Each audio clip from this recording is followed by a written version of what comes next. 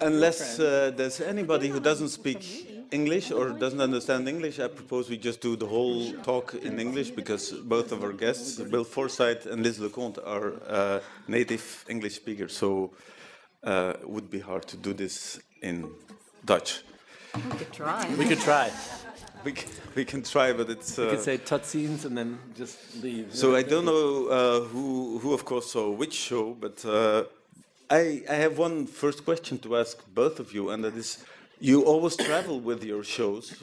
While this is quite unusual, certainly in ballet, but also in theater, it's quite unusual that the director or the choreographer is always traveling with his dancers and her dancers, so or actors. So why is this? What's the importance of being there? Have you missed a show? Sorry, have you missed a show in this X number of years? Have you ever had? Probably in 35, 40 years, I've missed maybe 3, 4 shows. Yeah, maybe? about the same record. Yeah. Just about the same. Yeah. Yeah. I mean, a couple of times I've left a show in the middle. And a couple of times I've been backstage. Or sometimes I've listened over headphones in the next room, just to get a distance. Yeah. That's sad. Just really. Yeah, really. But I guess maybe you should answer first, because I don't have a reason. You just answered first. I did? Oh. Well, maybe to help you, but it looks like, especially your show, it looks very meticulous. It's like you cannot miss any moment when something is changing, because then the thing would go wrong. So it's so meticulous that you think like it's clockwork. They cannot miss out anything. But it isn't really clockwork, and that's I think that's the problem. The reason I'm there is not because of the clockwork, but because when you have many instruments at the same time, and they're working at the same time, you don't have, it's not linear. It's not like 2 people talk together, then the next scene is 3 people talk together. It's people are doing, everybody on the stage or in the frame is working on their own score. Like an orchestra. So you need someone out there to be able to say, here, there, pull back here. Now, I can't do it all the time. I can't be live, though I have been at certain times. And Birdie. Birdie. But I didn't tell them. I just encouraged them, because I was the coach in Birdie. I just said, great, that's fabulous. That's terrible, true. Scott. Right. Yeah, no, I said, Scott, you're really bad. Or you can get him, you can beat him, because they were playing a game of badminton a lot of the time. So, but for most of the time, score is this kind of word that is very popular under choreographers, but I never heard a director speak about scores in theater. Well, the question is whether you're a director or a choreographer. I always think of Liz as a choreographer.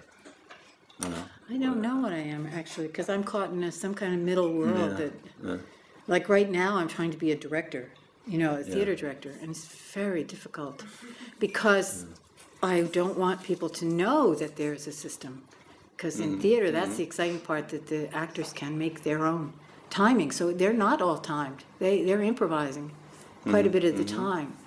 And so I've lost control, and I'm not very good at it. I'm not very good at directing. If something doesn't go right in a scene, I don't have the words to help them. Whereas when it's more like a dance, I know exactly what to do. If it's rhythmic, I know exactly. If it's psychological, I have trouble defining it. So, but I rarely work like this. Well, ergo the choreographic moniker there for you. You know what I mean? It feels all your shows feel very choreographic in that sense. All the timings and how things connect. But aren't you heading a little bit into into what? Into acting? Heading a little bit. I don't know, because I haven't seen I mean, we've been doing, you saw Camera, you saw Idos. I mean, we've been doing. Yes, but I would still say that was choreography. By and large, with performance. Yeah. I mean, what piece? Decreation is pretty acty. Yes, I haven't seen it. Yeah. The Camera, I still would say, was defined by the physical movement. So. I would. I don't know. Yeah. Idos. Yeah. Who knows? Yes, right. Yeah. I don't know. Can't tell anymore. You got me. But apropos the being It's with the being show. there, yeah. Yeah. So why do you have to be Yeah, there? I'm there because I built myself into the shows. I'm the invisible performer, and I basically. Here's my magic lights. If you see this from the stage, you know to change. You know, and we have a whole set of signals which work via this really high-tech device here. And basically, I'm a conductor. I've become a conductor. Mm-hmm. So it's run much more like a piece of. It's funny you said the same thing. Instruments. So I think my role is like a conductor who spouts corrections, very fast. So I'm a performer now. So that's why I can't miss a show, which is a good reason not to get sick, and do other stuff. Mm-hmm. And so when you, especially in this piece, like vieux carré, but you say vieux carré. However you want. That sounds good. Vieux Everybody says it a very I would different say way. vieux carré. Vieux carré is fine. But how do you start rehearsing this kind of piece? What's the first question you ask your actors? Do you already have a kind of role division, or is it just like, okay, we're reading it together, or what's the starting point in the creative process? It's really quite different for every. Yeah, but like this one. This one, once we got the text, I can't remember so well. I wish one of the performers was here to remember this, because nobody's here, right? Who remembers it? They're reading. Reading, right? But I think what we did was I didn't know the piece. I didn't know the play. So they did readings of it in one room, and I would stay in another room and listen in the other room for a long time. I must have been weeks, where they would read it over and over and over again, together, loud.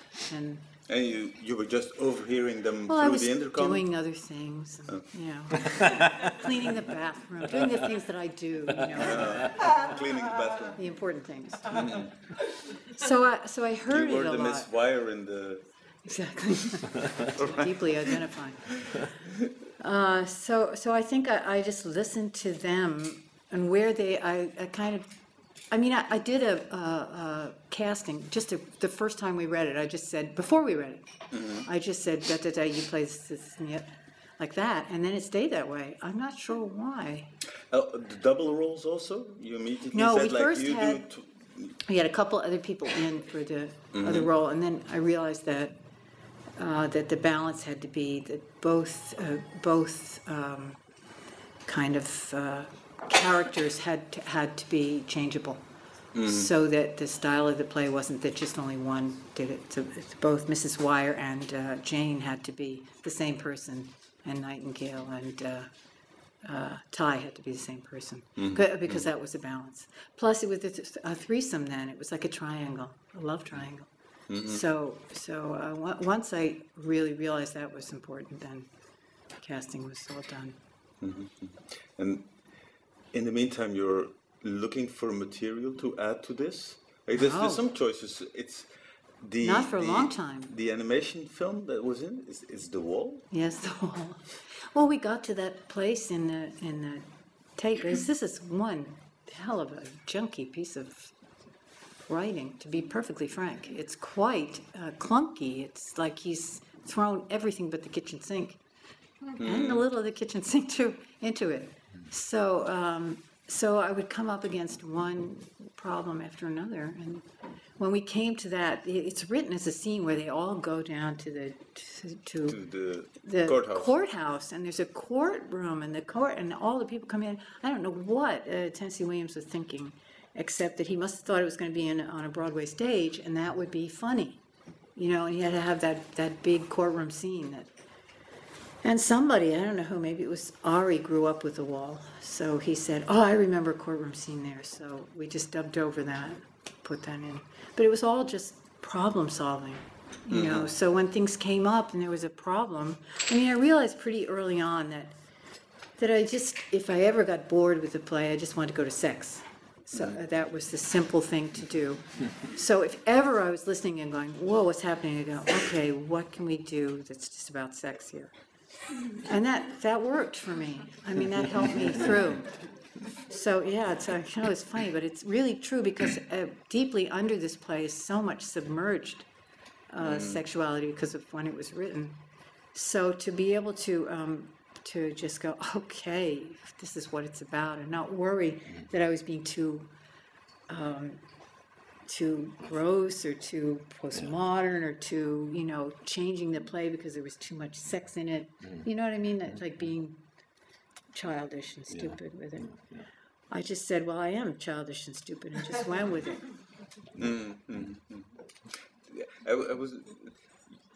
How do you start? Because Speaking of childish and stupid, I'm joking with you. I just to get. I thought it was a good segue, though. Well, get around this topic. She set me up perfectly. Yeah.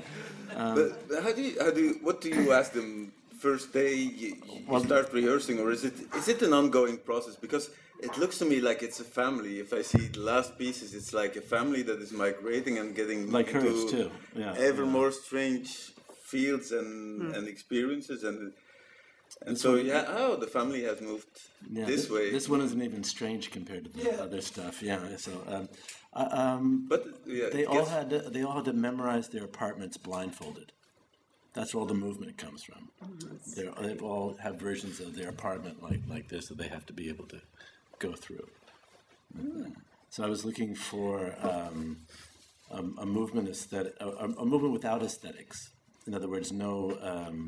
I was looking first for no dynamic qualities whatsoever, just orientations, and an idea of, for example, ballet. They had these lines and stuff in their bodies, and this was that you really have something real there. So you had to conjure up this feeling again of something being in opposition, let's say. Yeah. So. Did you worry about mime? We actually do a bit of mime in there. That's excellent. we have the neighbor. I think we can bring that back. We thought so too. Yes. It's time for mime. Mime. Yeah. I like it. And because actually dance, sometimes it does have more to do with mime than you'd like to admit at some point. It's very interesting because there's this very long part where they're miming a text as if by chance. Right. The things come from here and there. They're lip syncing. Yeah. Is this related to this idea of miming or? No, it was the idea that actually text is a kind of has a great deal of musicality because it's of its rhythmic properties and its pitches and it's a musical scene actually. It's I don't know more than anything else. It's a really beautiful scene. It's interesting because you have to ask the dancers everyone has to make their own score. You print out the text. But everyone has to write their own score of it with their own diacritical marks. There's commas and dashes, underlines. So at first it sounds like Dana's just talking like this and da da da da da. But you realize afterwards there's a lot of up, lift, hold, suspend, down, drop, etc. This is in the spoken text. We have a scene where Dana starts talking. She's live, but then it switches to a tape, and then everyone takes over for her, and it's a lecture. And the whole company gets a lecture, but it's just a huge counterpoint in which various people take over the thing, and it's all physically counterpointed like that. So it's a contrapuntal piece of music, so to speak, but using a text as a basis. But speaking of which, this is Mistress of Theater counterpoint. She's a great contrapuntalist. Oh, thank you. You're welcome, babe. Jeez, I'm going to try that on you. Yeah. That's interesting because for me, I go a little more. I know what you're. I think I hear because you've been doing this for a little bit in other pieces, and for us, we found something that's like that, but so much more kind of chaotic than that. But it's like the performance now, we're working with tapes in the ears. Yeah. I've never done that. No. And what they do, because I'm trying to find some kind of naturalism. See, you're going against, I think, a little against the naturalism to reinvent the. Yeah. Whereas in this piece, I'm trying desperately not to hear the language the same way as we've heard it, because it's Tennessee Williams. Everybody knows this. It's like a cliche. So we went toward. We've been working with in-the-ear feeds for years, and we would find as we worked on the text, we'd find the parts of the text that would go along with, like we went to Paul Morrissey, to his films, because Williams was fascinated with Morrissey and wanted to make a film with him and everything. And some of the scenes that are happening are the same as the Morrissey films. You know, there's Flesh and, what are the others? Flesh and Heat, and there's one other. Trash. Yeah, Trash. All three of those are playing in the actor's ears. While they're trying to do And they're on the video while they're doing, live, while they're doing the text from the and Tennessee is that Williams. informing them on any level? Or is But there I wish there was an actor here, one of the people who does this, to say, yes, it does, but it's different for every performer. Is that Scott? Is there anyone here? Scott? Scott, come on, Scott, help me hi. out here, would you? This was all planned. Yes, Just good. sit facing this way.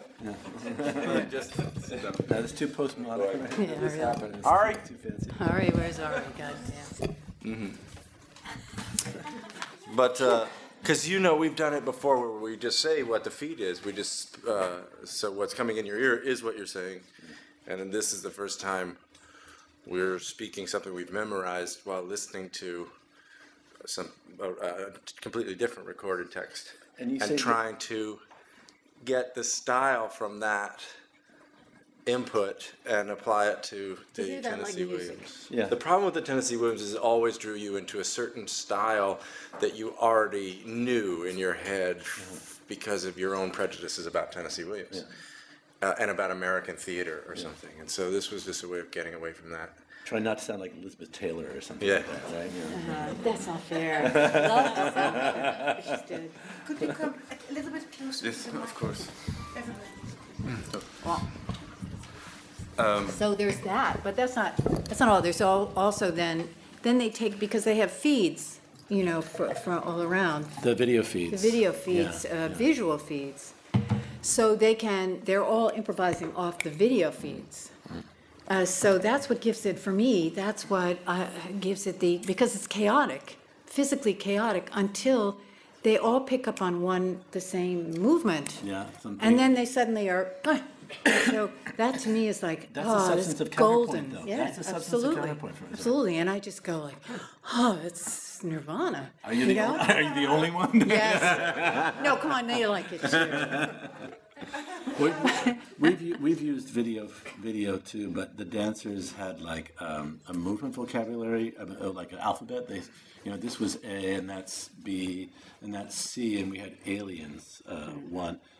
And what they do is they looked at the screen, and anything they saw they had to spell, but in the direction that they saw it supposedly happening in 3 dimensions in the scene itself. So if you saw the cat coming this way, they'd be going, oh, cat, like that. And it was sort of Spelling cat. spelling cat out that way. So interesting, because we did where it's from the camera point of view. Yeah. So if they see a camera movement, they can either move their head or their I'm so arm, stealing or that. they can, or they can we're move all friends. around. Yes, we are. You can steal anything Okay, you want. thanks, babe. You don't even have to say. Does it Notice I'm not saying the same thing, right? I already have. We worked for, with Billy's, that DVD that you made, and we worked with some of Billy's dancers for a long time for a piece that we did about Grotowski, actually. And Unfortunately, I appeared in the piece. he did. Scott played him. You were the Yeah. Forsythe. Yeah, because we went around secretly taping Billy at these places where he would talk about art. And they beautifully talk about art. But when you talk about art,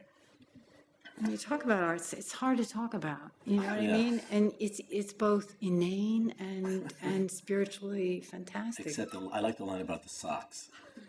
That's Do you remember the only that thing. one? Basically, from the show, I just remember admiring Rosalind Sulkas's socks or something like that. Oh, that's right. And the socks are good. You said to her when she came on, yeah. I know, it's the only thing that stuck out in the Yes. entire. I went home with that. So we worked with his with all the we know Right, Owen, and I we was know on Owen screen. and you Wait. and anything I you was can on imagine. screen, and I had this really weird experience. Wait a minute. How did that work? I saw something, and it was Scott, and I thought it was me. Oh yeah, probably on YouTube or something like that. Yeah, something, I don't know, Yeah. but it was really weird. Yeah. You know? And I was He wondering, got do so you have the same close to him. Do you have the same I experience couldn't- when you see me? Yeah. Yeah. Like I should be you or something Yeah. like that. Yeah. Well, you only saw our show once or twice or something, but I was watching you, every Because he night had for you years. on the and in his ear. And how do I So I can't even look at you. How do I compare to me? The hardest thing really for us to get was the glasses.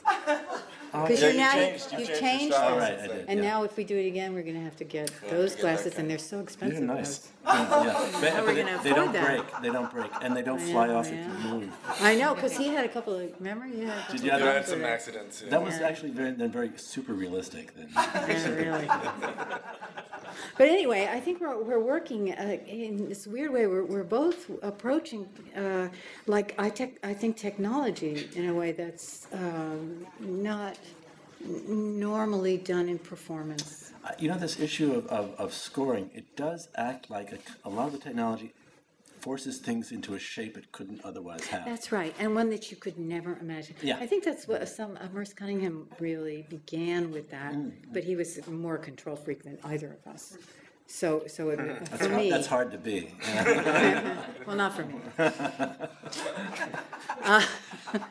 But I think that was his thing too. He wanted to somehow get away from something he'd seen 100 times and something that was new. Because if you work as long as, I don't know about you, Some but of as us long as do, yeah. I have, I don't know how you work. I mean, maybe you yeah. take vacations. I don't. Never. He does. I know. Occasionally. You knew it. yeah. See, I don't ever take them.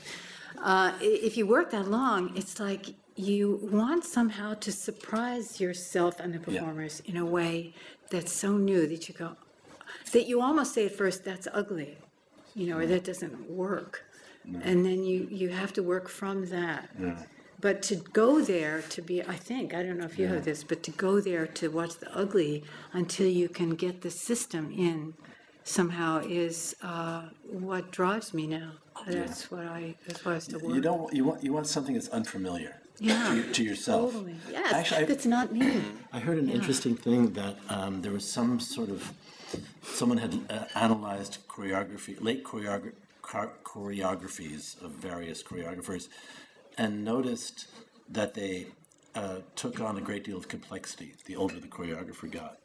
And I think it has to do with the eye getting more and more used to sophisticated. Yeah. You just see better. But then what happened with somebody like Chagall? I'm not sure. It doesn't move. Sorry, Matisse. It doesn't move. Their stuff doesn't move. Matisse.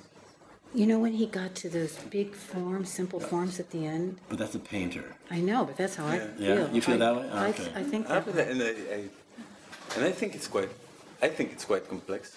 It's in the simplicity. Yes, is like, but it's in the you got simplicity. into such complexity that you suddenly think like It I flips can around. simply cut out. Yeah, but I haven't gotten there yet. I But he was some- quite it's old very- when he got there. And also he was getting blind and. That's what I'm saying, and I big- have no big memory. colorful So I'm shapes. hoping that that'll help it.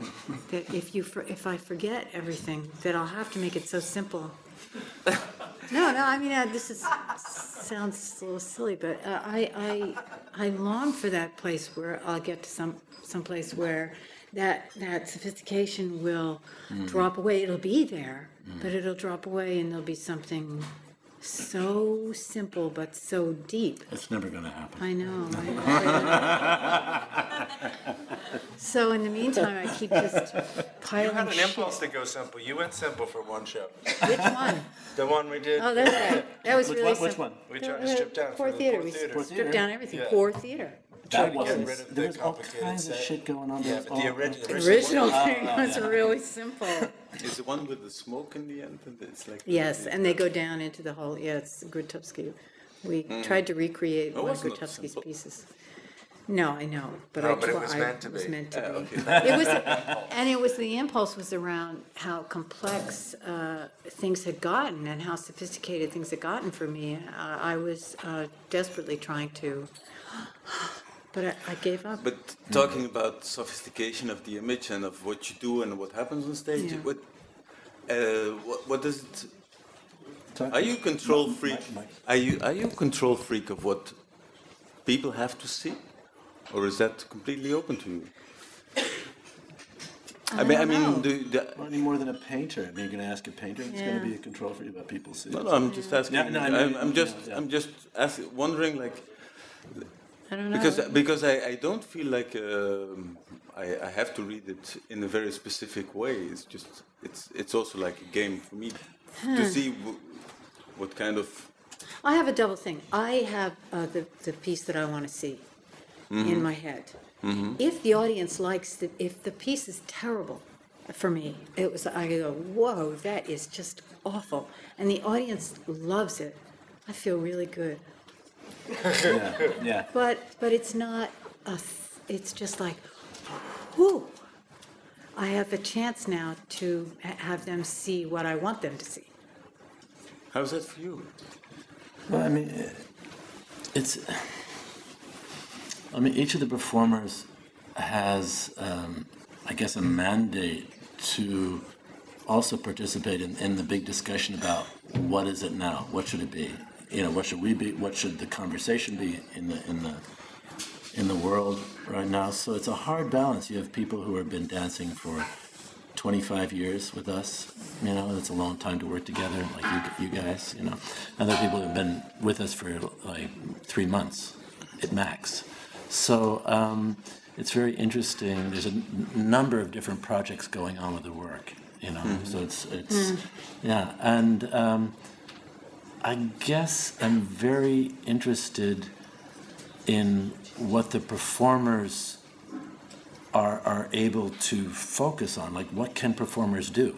What do performers do? What do they actually bring forth? So I basically feel like I'm in a sort of service position. I have these performers, they want to do something, and I try to provide the right context for it.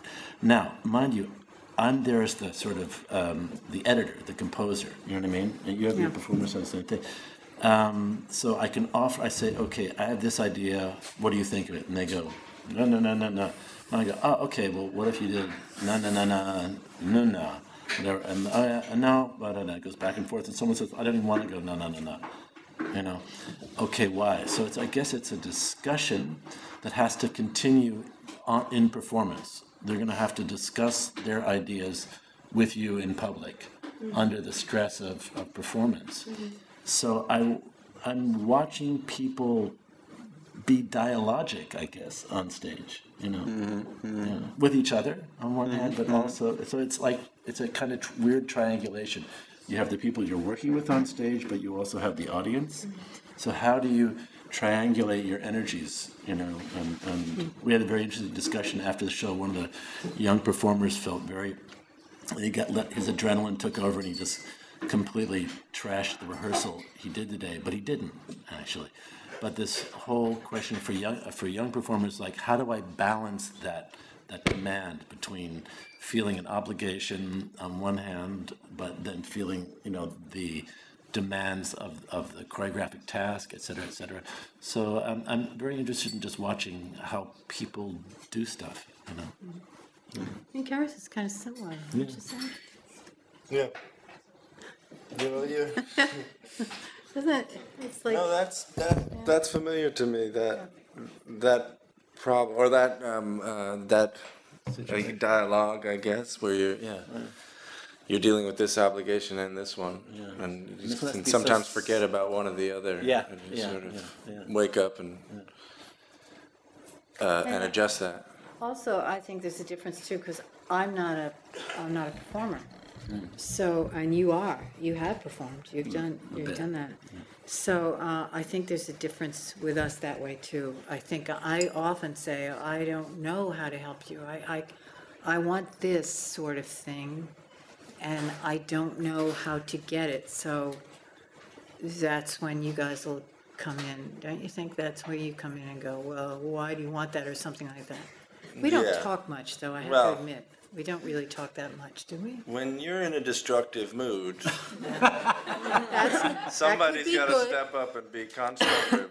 But destruction is we- a we very don't good end up with thing. nothing. And here's, that's what I mean. kill Destruction your for darling. me is Yeah. the only place that you can go sometimes before you can construct something. I think, I mean, I've done shows. Speaking of, I've done shows. I throw them out the day of the day of the dress rehearsal. After the dress rehearsal, the entire show gets thrown out, there. and we do a new show on the premiere night. Yeah, okay. See? Listen, I'm saying Yeah, it's a key to the process. Yeah. Because it's because the other show wasn't the right show. It was we were just on a bad track. Maybe I was on a bad track. The dancers were fine actually, but I had some goals that were really actually no longer. Yeah, I also I think did when, discover that it's very late at dress rehearsal to say like, oh, we were on the wrong track. But Well, that's an assumption about process. In other words, who's to say how? It sounds normally it would sound late, but I don't think it is late. I think it's the right time to do it. and you never know when this is going to happen. Yeah. And it can come anytime. I've done a premiere recently Theatrical Arsenal did the premiere, and the next day we have an entirely different show. And you've done several versions of you've done a lot of versions of shows, haven't you? Also, Yes. yeah, we've all done But that. I would understand on the first night, because then suddenly you feel what happens With the audience. with the Yeah. audience, and Yeah. then suddenly you see like, oh, No, but So sometimes. much more information comes Yeah. from the Yeah. audience, From the but audience. also But- a lot of that information comes with the fear of the audience, or the Exactly. anticipation. Of That's the what audience. happens to me. I'm You like suddenly going realize, along, oh. yeah, happy as a clam, everything's Yeah, great, yeah, and then what I is think that? about the That's so- audience. I say, can I Wait a watch this with the With audience? other people. And that makes me go, whoa. Oh, it's a I terrible mean, that's dread. yeah. I think that an audience can induce the most amazing sense of self-loathing imaginable. It's unbelievable. But also, when I'm sure you've experienced this, when you finally know why, and you don't necessarily have to articulate it, but when you finally know why you're doing that series, that sequence of things, then it doesn't matter what the audience thinks. I mean, the audience can be booing and you're happy as a clam. But if you don't really understand why it's happening, and the audience boos, you feel like killing Yeah, yourself. terrible. Yeah. Terrible. So I keep working toward that. What can I watch with the audience? It's another reason I think that I like to be present all the time. Yeah. That when I can sit there and it doesn't matter, I'm listening to them, we're all together, and if someone boos it, if someone robs it, I don't care. It's there. It's what it is. I feel fine. But it takes a lot of time to get there. I watch heads. If we're in a fairly steep audience, I can watch. If you see people their silhouettes start going like this. Yeah, you know there's a problem. Or this. How about this one? You're sitting behind them, because I sit in the middle of the audience, and hopefully most people don't know who I they're am. gonna go. They don't know who I am. And I see the girl or the woman go like this.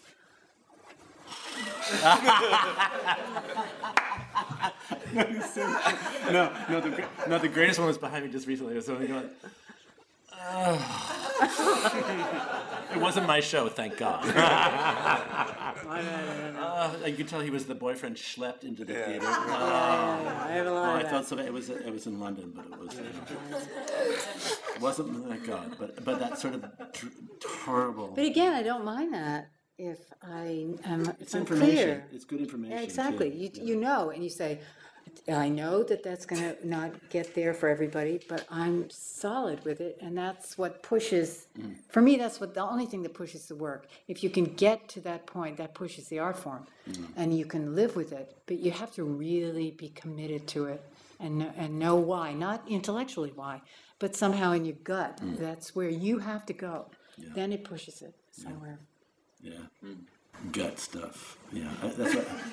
Yeah. No, I fucked up a bit tonight. I thought maybe last night was a little bit too short. I thought, well, maybe I should, because the audience was very weird. They wouldn't shut up during the entering part, yeah. which took forever. And then I thought, okay, I'm going to try to, and I got them to quiet down. It was good. And then I started. How are you doing that? With those little thing in their eyes? No, or it has what? to do with, it's a timing thing. There's a certain threshold. Oh, with the lights. You bring the light down Yeah. and start the action, so to speak, yeah? Yeah. And last night I tried to do this kind of, all in ananda kind of thing. And it didn't work, not here anyway. Yeah. So, but tonight I tried these artificial timings, like rational timings as opposed to intuitional timings. And Freya, there's my dramaturg partner there who does every performance with me. And we sort of went like, yeah, most people wouldn't notice. But for us, we're going, okay, it's better to just, even if the show is shorter, the public has a better experience if it has that how do you call it, communal thing. You're going on intuition. There are a couple distractions though tonight. I don't know what you're talking about. Yeah. But it sounds, I can't wait to see You know it. what I'm talking about. I kind of do, yes, I kind of do. But I mean, specifically, I don't know, I wish I did. I was like, Well, it's just lengthening scenes. It's just like trying but how do you lengthen a scene? You say, wait a longer time before you go, well, what do you do? Yeah, You but don't- how you you don't- do that? you don't blink. When you do No, that, you don't everyone blink. just stops No, for a you minute? don't. or- No, you don't blink. There's no transition. In other words, the transition won't happen. Oh, I see. Yeah. So in the transition, light just won't- or the- stays. or the light won't the happen. So it stays in a stasis for a while and then comes out a Some longer. things can expand. A lot of things can expand and contract. Actually, everything Right. can. No, except the Dana's text can't expand and contract unless she expands and contracts. I just I get on the thing with them and go faster, right? Go faster, go slower. You know what I mean? Oh, last night last night we really fucked up. The whole entrance is going terribly wrong because the audience wouldn't shut up and people would that. And and Dana suddenly cut to the cue for the end in the opening, and I was going like this, and I meant keep going. I had light flashed on me in the back, and then she thought I meant faster, and so she went even faster into the whole thing. I was like, okay, This is tonight somebody, this I love means it too. continue. Yeah. You got to go over the hand signals before the show. Yes, yeah. Are we refunded now? Or? Well, just so you know, these things are living things. They're not like this. It's not finished and sort of its function is clear and. But do you feel you're moving more away from it being clear? Yeah. Yeah. Now, why? Why wouldn't you want to even be more? I mean, Balanchine didn't go that way. No. Well, why do you want to go more open? It's not even a question of wanting to. I think it's from the way people work, you're trying to adapt to what the performers offer. And so you're trying to find a structure that accommodates their sense of time and composition, I guess. Yeah.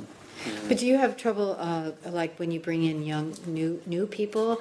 Do you have trouble because the older people have so much history and technique in a way that? It can go wrong in any age group. Right. Also, not wrong.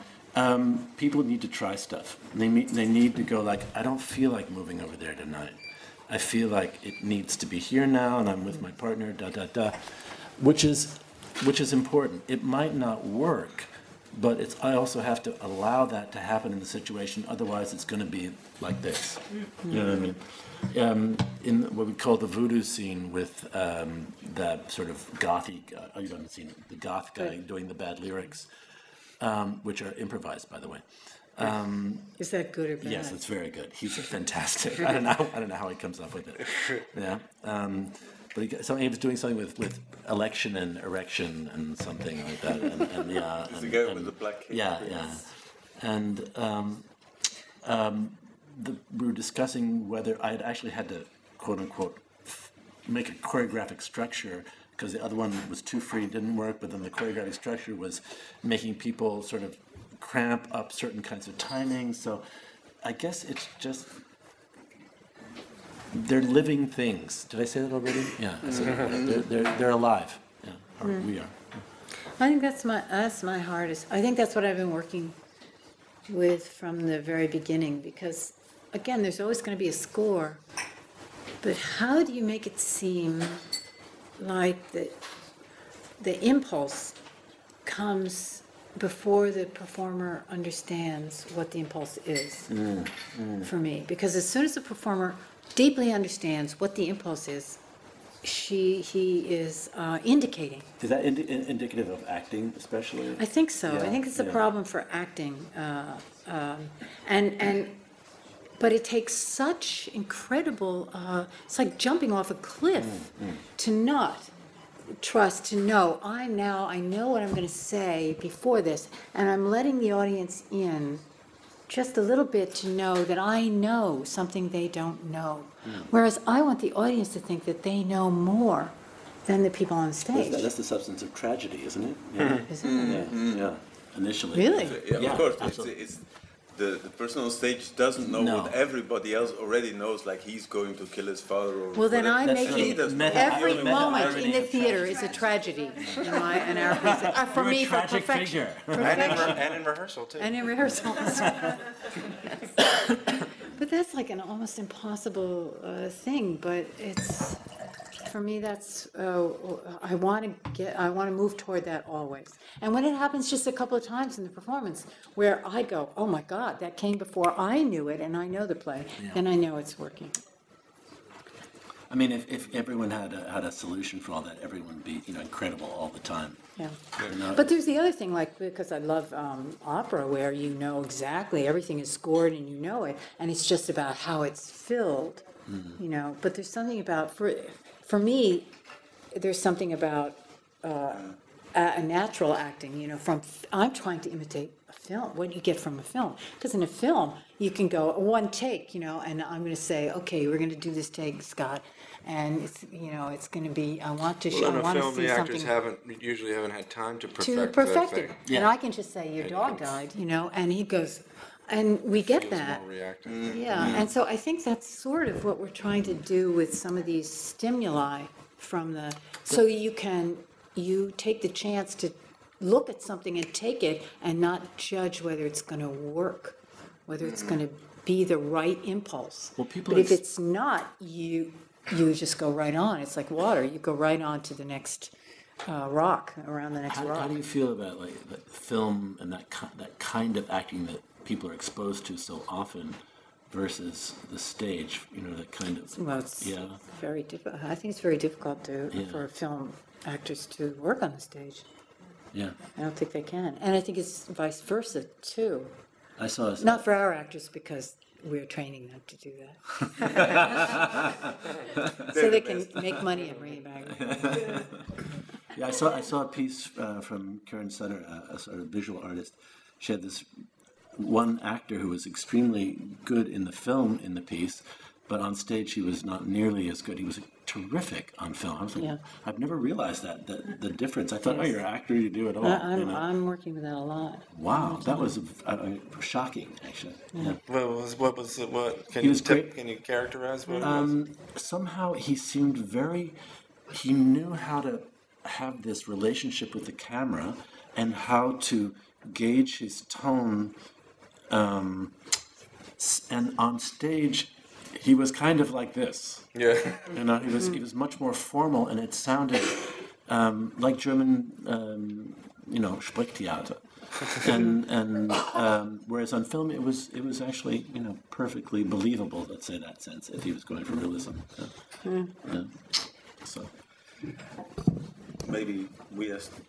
sure. Does anyone in the audience have a question? Questions? We're not promising answers. We're just asking for questions. Okay. One for Mr. Forsythe. When dancers first come into your company, how do you prepare them or teach them to learn the emotional process or the mental process of getting into how your company works, how the dancers work? I think there's a lot of mentorship on the part of the performers. I think since they've all been through it, I think they all feel a lot of sympathy, for the person coming into this process, which for some people, as I said, have been going on for 25 years. And I think people sort of take the young people under their wings. there's a lot of discussions, a lot of coaching, and I guess it's the responsibility of the previous members of the company to provide examples. And it's more a question of how to work. I think there's a little bit confusion sometimes. After a certain point, the older members of the company know how to gauge the amount they need to work on something. And I think young members could confuse that with, oh, I don't have to work, so, like quite the way they're used to maybe working in a different kind of environment where people tell them, and now you work, and now you do this, and now you do that. So you have to develop your own work ethic. I think that's the most important thing, like figure out, why do I want to work, and why do I need to work? And I hope the answer is, like, I need to work a lot because I would like that to happen. But of course, a lot of work doesn't always have to look like a lot of work. So how do you find is it here? Is it here? How do you find the balance and conserve your energies but not waste your time? There's Jenny back there, right? You remember coming in, right? Yeah? She's hi, Mom. Are you pregnant, or did you have your baby already? Very pregnant. Are you very pregnant? Hi, Jamie. Yeah. Yeah. What did you want the audience to come away with the performance tonight? What did I want them to come away with tonight?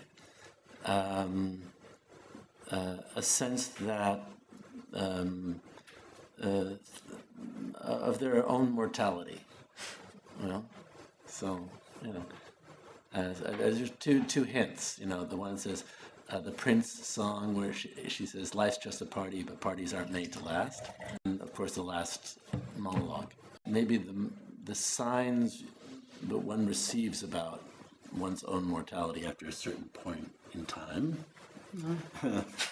She's thinking about it She now. said, aren't always where you think they're going to be, and it might be in something as ridiculous as a disco tune, So just is that messages don't come from important places always,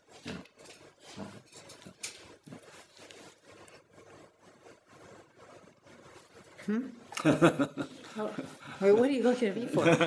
We're hoping you would Well, I'm going to ask answer a that. See if a question. message was going to come from you. Yeah, nothing coming from either. I have no idea.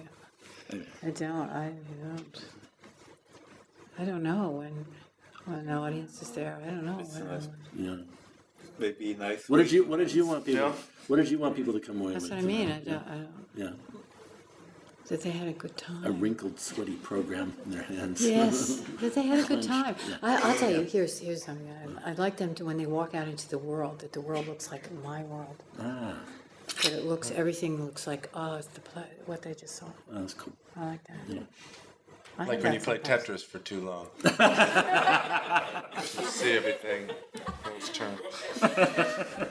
But I think that's the thing about control. I don't think that's necessarily a great spiritual thing there. It's really just, I'd like to control everything. Oh, we have a message. Boom. Yeah.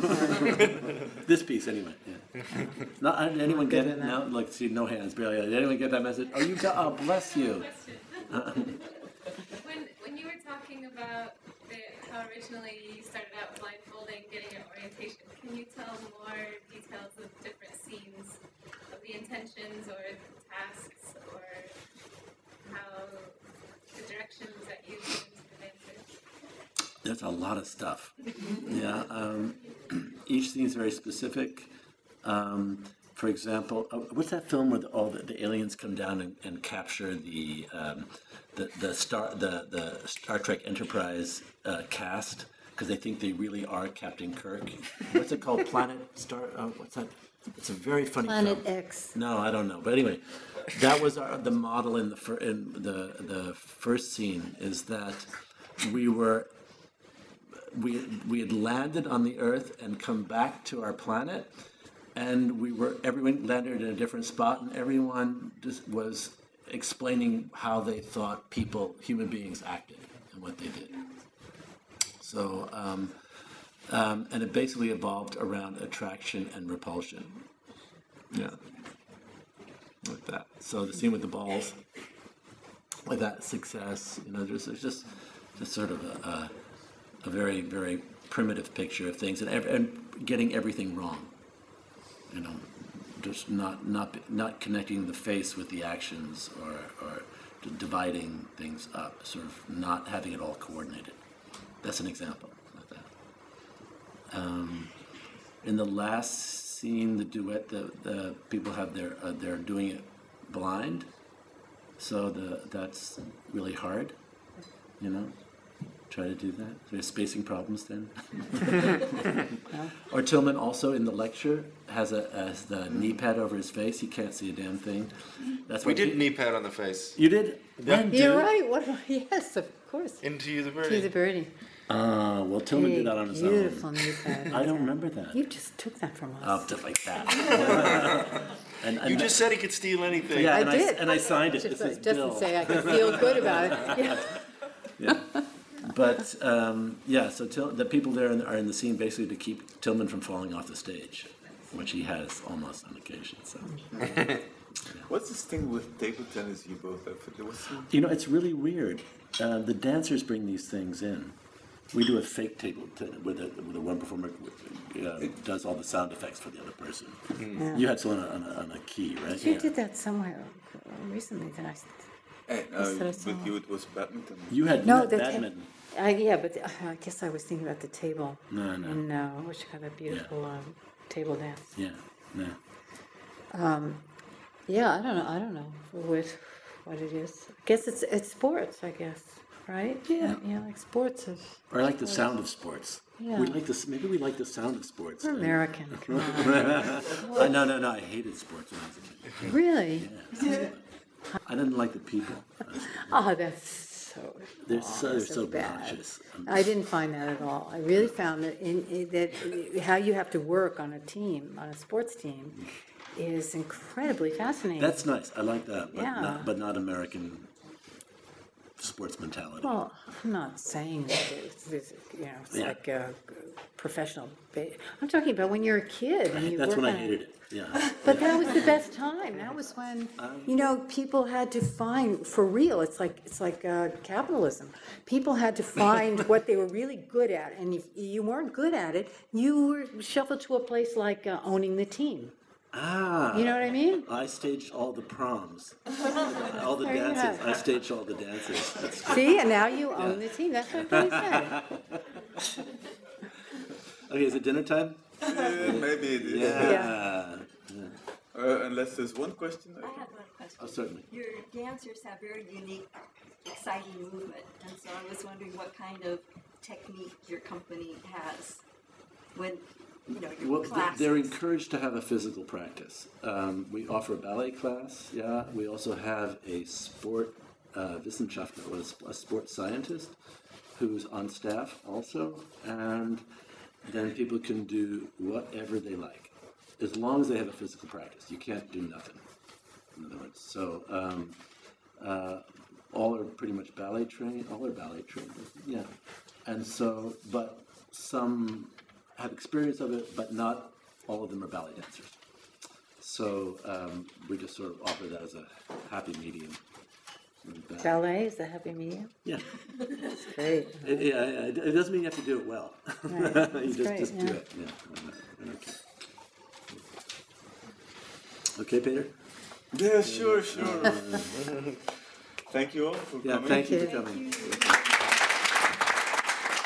you all for Sure.